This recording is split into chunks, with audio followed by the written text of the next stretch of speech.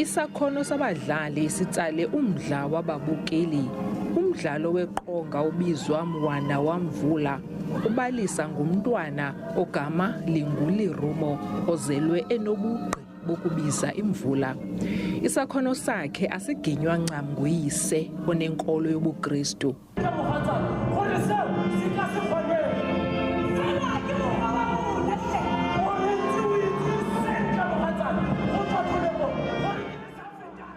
Abadlali bakuvuyele ukubuyela eqongeni emva kokuhlala emakhaya ixesha elide bethobela imiqathango ye-lockdown.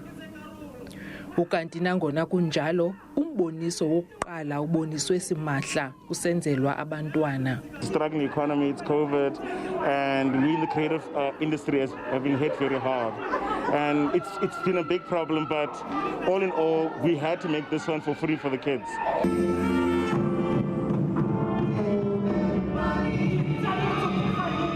Umdlalo weqonga onomculo nomdaniso iMwana Wa Mvula uzoqhubeka ukuboniswa de kube sekupheleni ko-April.